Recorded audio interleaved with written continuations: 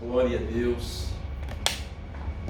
Aleluia. Eu quero deixar uma palavra de Deus para todos nós nesta noite.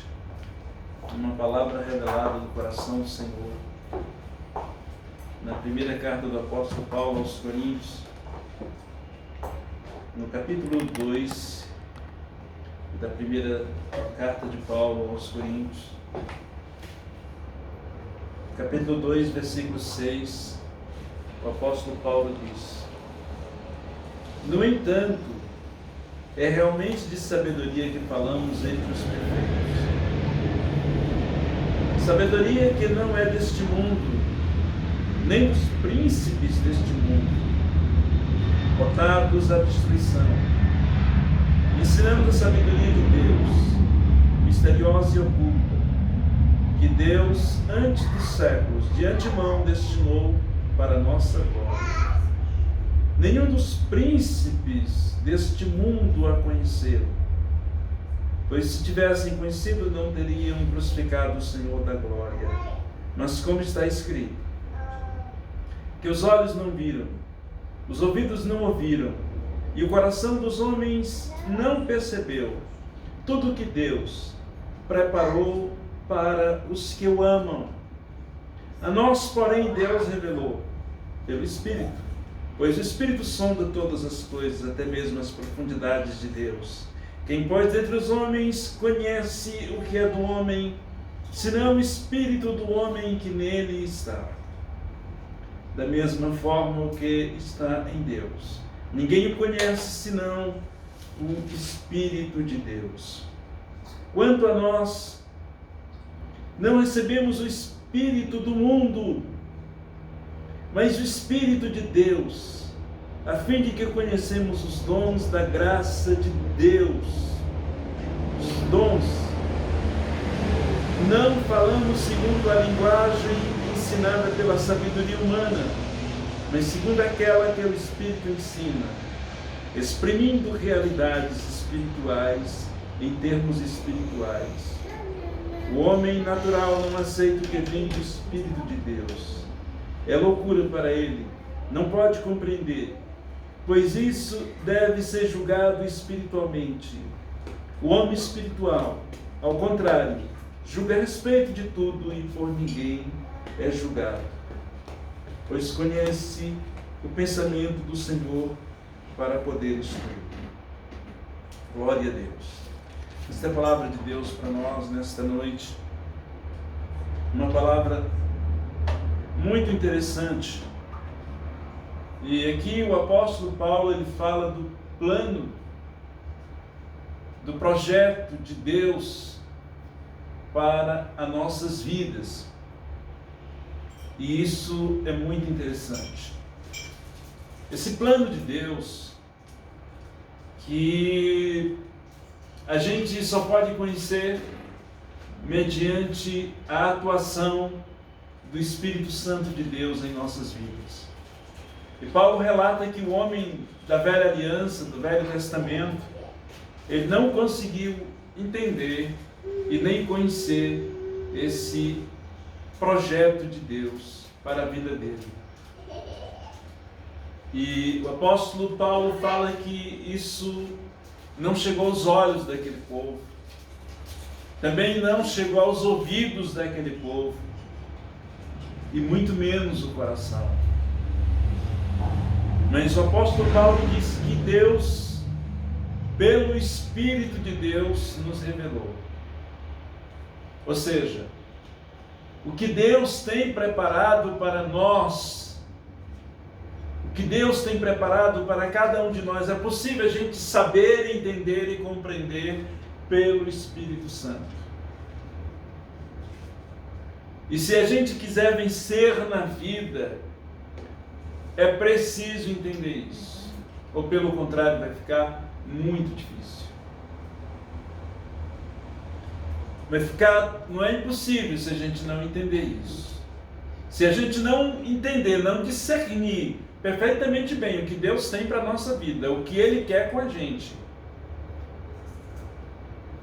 é muito difícil a gente conseguir. Não é impossível, mas fica mais difícil. Então, o certo é a gente absorver e entender qual é o plano de Deus para nós. Esse plano, a Bíblia não está falando aqui de um plano coletivo, mas de um plano pessoal e individual para cada indivíduo e para cada criatura. É um plano pessoal. Isso não quer dizer que a pessoa não vai ter uma igreja, não é isso que eu estou querendo dizer, que a pessoa não vai ter uma liderança, não é isso que eu estou querendo dizer. Estou falando da vida pessoal de cada um. A vida pessoal é uma coisa e a vida em comunidade, em sociedade, em igreja, em cristianismo é uma outra coisa. A vida familiar, a vida pessoal, a vida profissional, a vida, enfim, num todo, há um plano e esse plano é diferente. É por isso que é necessário buscar a informação que vem do alto. E Paulo disse que isso foi impossível no Velho Testamento, mas hoje é possível pelo Espírito de Deus. Então é necessário a gente saber o que Deus tem, porque quando a gente sabe o que é que Deus quer com a gente, Ele também vai mostrando os caminhos de como a gente chega lá. Aleluia. Fica mais fácil. Porque você caminhar para um lugar que você não sabe para onde vai, fica mais difícil. Você ligar o GPS ou o Waze, mas não colocar o endereço, fica difícil do Waze discernir aonde você quer chegar. A mesma coisa acontece na nossa vida. Se a gente não souber exatamente, mas pelo menos uma noção aproximada do lugar, daquilo que Deus tem para nós, o caminho vai ficar mais obscuro, o caminho vai ficar mais difícil. Então,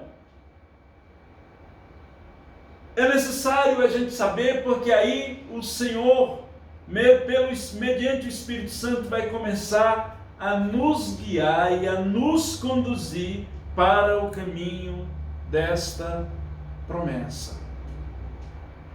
Como isso acontece? As pessoas têm dificuldade, e eu lamento em dizer que tem muitos crentes que morrem, vão para o céu, são salvos, recebem galardão e não conquistaram o que Deus tinha para eles aqui. Uns porque nem sequer acreditavam na atuação do Espírito, e outros porque acreditavam, mas não tiveram afinidade suficiente com o Espírito Santo para isso, ou não tiveram entendimento. Porque a afinidade ela vem com o entendimento, com o conhecimento. E essa revelação, ela não vem mediante o profeta e nem ninguém. Isso é uma revelação pessoal. Essa não é, o profeta ele revela uma enfermidade, um livramento, uma porta de um trabalho, de um negócio, ou uma exortação, uma correção. Mas isso aí é tão pessoal que Deus não mostra para ninguém. E eu acredito que Deus, se a pessoa é casada, Deus não mostra nem para o seu companheiro. É pessoal.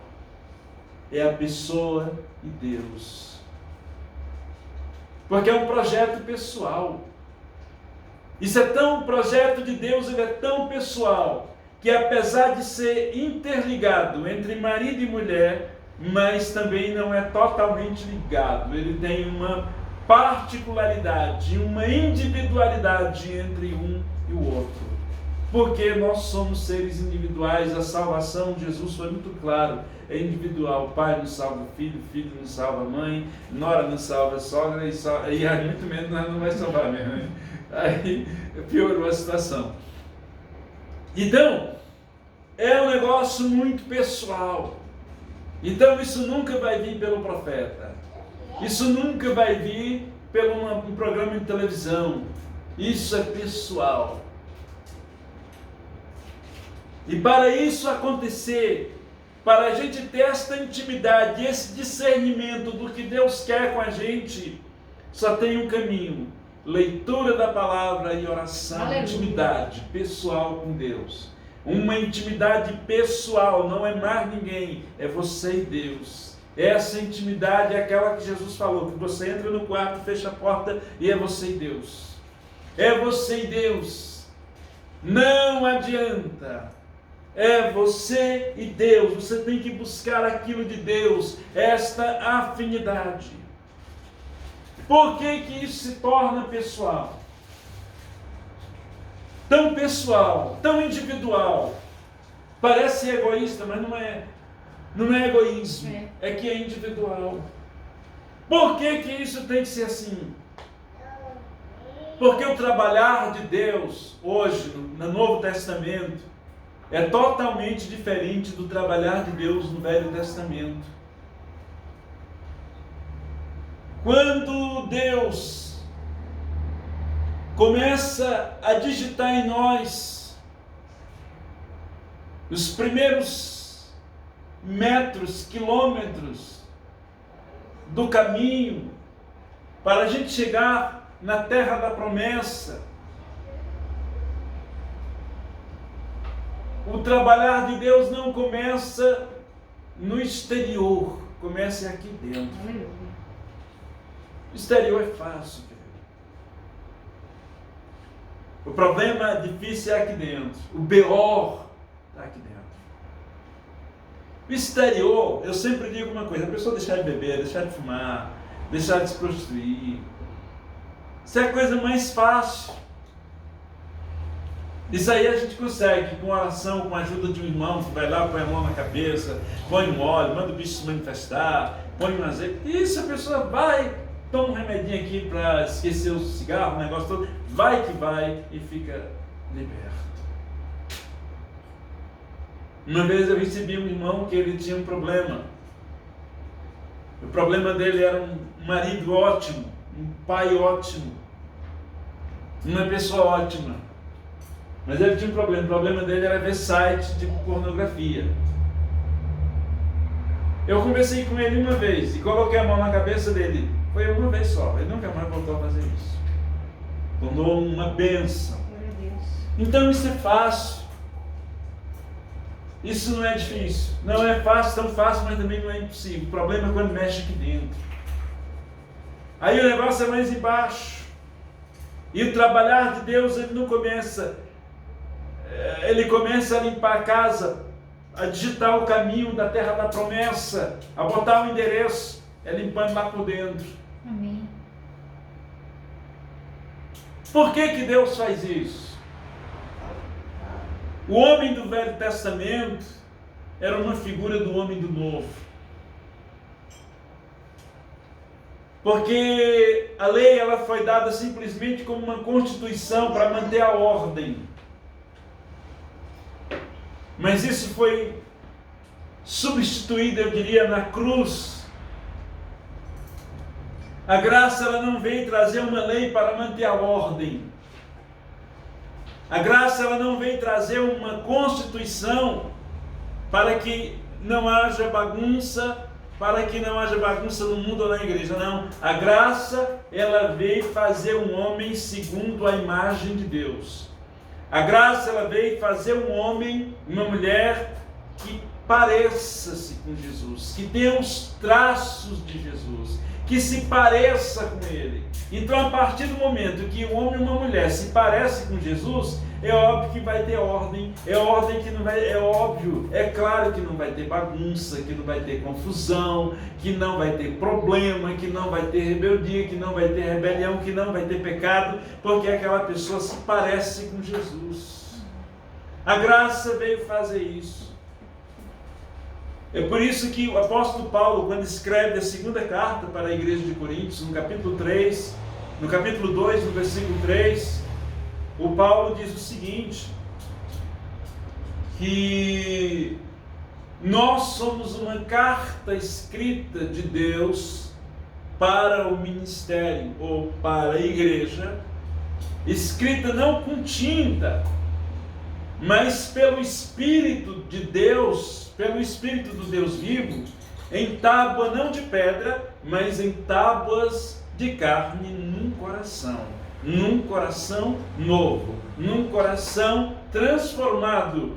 Então a lei da graça ela é escrita aqui dentro. É o homem que a lei do papel era de uma forma, a lei do papel o homem obedecia. A lei da graça, o homem não obedece, ele erra. Aleluia. Na lei do Velho Testamento, o homem obedecia. Não, eu não posso fazer isso, porque isso, Deus, eu vou ter um castigo se eu fizer isso. Na lei da graça, não, o homem não precisa obedecer, ele erra. Ele não faz por medo, ele faz porque ele é. Então é um homem que se parece, é uma mulher que se parece com Jesus Cristo. Para se parecer com Jesus Cristo é preciso que algumas coisas desse homem velho seja removido e trocado por um novo. Acontece uma espécie de um implante. Porque Deus, como um construtor, ele trabalha com restauração, mas é muito pouco. Deus trabalha mais com um implante, uma mudança. Deus não é muito de restaurar, até que ele restaura, mas é muito pouco. A obra de restauração, ela é pequena. Na graça, a principal obra de Deus é arrancar o velho e fazer tudo de novo. Se a gente lê o livro de Romanos, quando Paulo escreve para a igreja de Roma, no capítulo 6, Paulo mostra em alguns trechos do capítulo 6, não apenas em um versículo, mas em mais de um, que o velho homem, a velha natureza, o homem velho, ele foi morto. Tem um versículo que Paulo diz que ele foi crucificado. O homem velho foi crucificado. Em outro ele foi morto. Em outro ele foi sepultado. Em outro ele foi ressuscitado. Em outro ele ressuscitou para andar em novidade de vida. Então quer dizer, aquele homem velho, ele morreu. E nasceu um novo homem. Nasceu uma nova pessoa. Então não foi restaurado. Ele renasceu. A mesma coisa acontece quando Deus começa a trabalhar no nosso interior. Ele não muda o nosso interior. Ele transforma, ele arranca, ele faz um novo interior. Ele arranca. Então é por isso que é difícil. Porque quando nós começamos a ouvir pessoalmente o Espírito Santo, nós começamos a entender coisas pessoais que ninguém poderia nos falar, que ninguém poderia dizer se a gente estava certo ou errado. Começamos a entender porque o Espírito Santo começa a mostrar. Na verdade, o nosso interior, ele tem eu diria que o nosso interior tem alguns cômodos, algumas salas que armazenam coisas desagradáveis a Deus e que guardam tão bem guardada como se fosse uma joia guardada em um cofre de alto potencial, de alta categoria. E o pior de tudo é que muitas vezes essas coisas que não agradam a Deus, a gente ama elas igual a nós, ou mais. Somos apegados a ela, gostamos delas. E muitas vezes, algumas delas são letal, estão dentro de nós. Ela destrói a nossa vida e a gente não percebe. Ela destrói o nosso futuro, destrói o nosso sonho, destrói o que Deus tem com a gente e a gente não percebe. É por isso que o rei Davi, às vezes a gente acha que Davi estava com mania de santidade.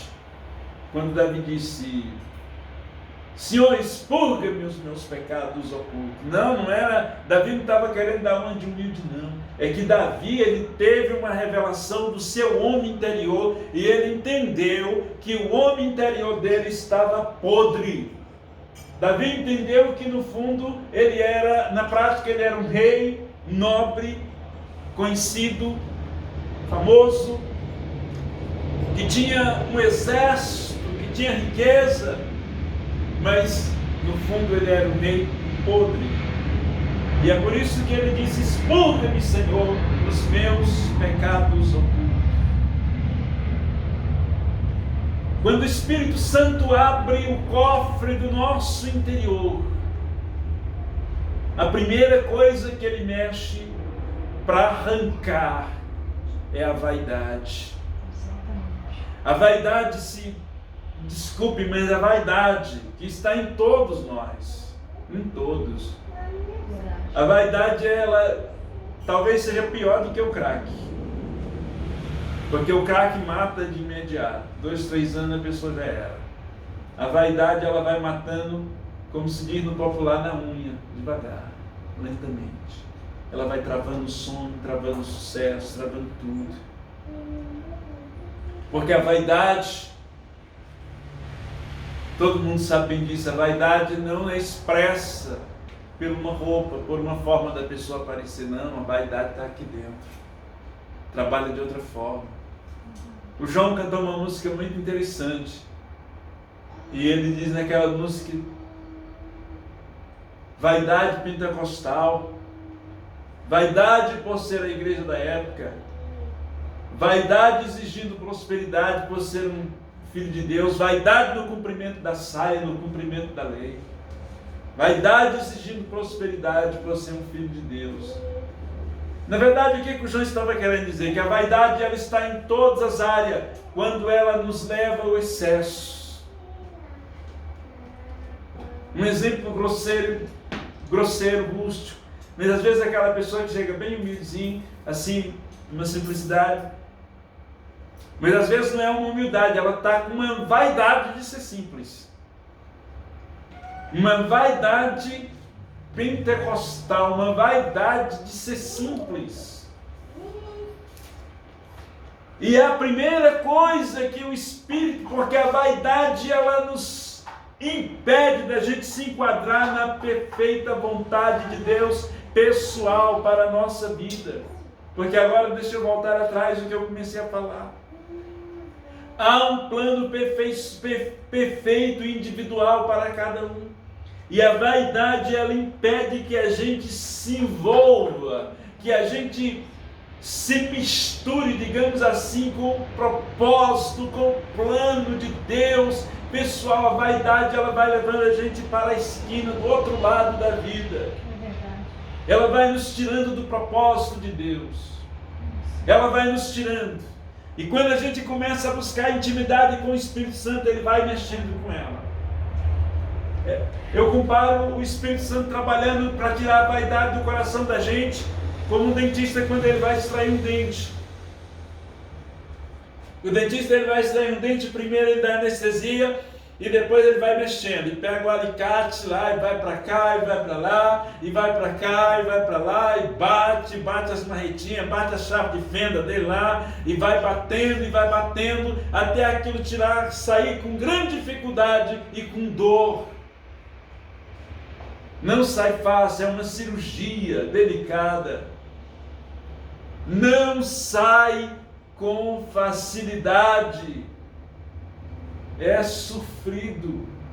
Assim é o Espírito Santo arrancando os dentes da vaidade. Primeiro ele dá uma anestesia, dá um gás para a pessoa ter fé. E depois ele vai mexendo, e dói. E a pessoa diz: Senhor, eu quero, mas ao mesmo tempo eu não quero, eu quero, mas não quero, mas tira, eu quero, mas não quero. E o Senhor diz: eu vou tirar, eu vou arrancar, e balança para cá, e balança para lá. E dá uma cutucada com a chave de fenda do céu, e dá uma machucada de alicate, e dá outra para cá, e dá mais uma anestesia. E arranca a vaidade. Mas se a pessoa não tiver uma intimidade com o Espírito Santo, essa vaidade nunca vai ser arrancada. Ela vai morrer com ela. É salvo, vai para o céu, vai morar na eternidade ao lado de Deus, mas não prova o melhor de Deus nesta terra. O Espírito Santo, o primeiro caminho que ele nos tira é a vaidade e o orgulho. Ele vai tirando da vaidade, porque a vaidade nos afasta do caminho da promessa, o orgulho nos afasta do caminho do céu. Então ele arranca essas duas coisas. Quando ele arranca essas duas coisas, aí ele começa a trabalhar. Aí a gente começa a se envolver com o perfeito plano de Deus, com a perfeita vontade de Deus, que é boa e agradável. Aí a gente começa a voar. Aí a gente deixa de andar de tartaruga, deixa de andar de jegue e passa a andar de avião. Avião, estou falando não em avião material, mas em nave espiritual, em nave do céu, em direção ao plano, em direção ao propósito de Deus, em direção ao propósito eterno do céu. Só tem essa forma. Só tem esse caminho. Glória a Deus. Caso contrário, a gente morre e não recebe as promessas. Como diz no livro de Hebreus, de um povo que morreu crendo e não recebeu as promessas de Deus. Nós não somos desses, nós vamos entrar na terra, nós vamos receber, então vamos buscar a Deus e vamos deixar o Espírito de Deus trabalhar dentro de nós. É dentro, o negócio é dentro, irmão. Fora nós estamos libertos, aqui ninguém bebe mais, aqui ninguém fuma mais, aqui ninguém adultera mais, aqui ninguém vê site de prostituição mais, aqui ninguém tem essas coisas. O nosso problema agora é aqui dentro. Então vamos deixar o Espírito Santo trabalhar dentro de nós. Vamos dar lugar, porque é pessoal. Isso não tem pregação, isso não tem ensino, isso não tem revelação, não tem assim diz o Senhor. É pessoal, é você e Deus, é na intimidade, e o Espírito Santo vai mexendo. Aqui não, aqui não, aqui não, desse jeito, faz assim, vai por aqui, vai dessa forma, e aí a gente vai entrando, e a gente vai agradando o Senhor, e a gente vai se começando, aí a gente vai começando a se parecer com Jesus. Vai começando a se parecer com Ele. Porque Ele vai moldar, para terminar, como é que Ele vai fazer? Ele vai moldar o nosso caráter. O que é caráter? É aquilo que define uma pessoa. O caráter é os traços que definem o perfil de uma pessoa. Então, a pessoa vai começar a ficar parecida com Jesus. Porque tem crente que não bebe, não fuma, não joga, não, sabe, não faz nada disso, mas ele não parece com Jesus. Não parece com Jesus. O dia a dia dele não é nada parecido com Jesus Cristo. Então ele não pode ainda chegar na terra da promessa. Deus tem um como, deixa eu terminar. Deus tem um como para cada um, para a gente chegar na terra da promessa. Mas o como só vem quando aqui dentro está limpo. Está limpo.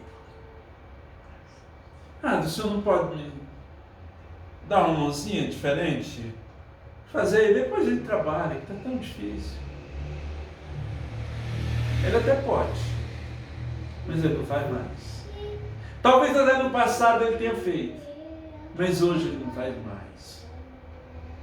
Sabe por que Deus não faz mais? Porque ele já perdeu muita gente boa por fazer isso. Ah, mas será que Deus na sua licença não sabia que ia perder? Sabia, mas ele fez porque ele é bom.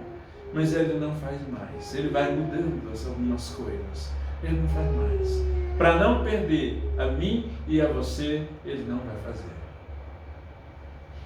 Porque ele já perdeu muito servo bom, por muitas vezes dar um jeitinho e a pessoa não se ajeitou. Ele fez a parte dele, a pessoa não fez a dela. Então agora, primeiro a gente tem que fazer a nossa parte, deixar ele trabalhar e depois ele age no bom. Amém? Eu espero que esta palavra tenha falado o coração de cada um de vocês. Medite nisso, reflitam bem nisso. E leia esse texto. Releia a semana inteira, quantas vezes você puder. A primeira carta de Paulo aos Coríntios, capítulo 2, a partir do versículo 6. Releia o tanto que você puder essa semana. Glória a Deus. Vamos orar a Deus. Vamos orar ao Senhor, em nome de Jesus. Glória a Deus.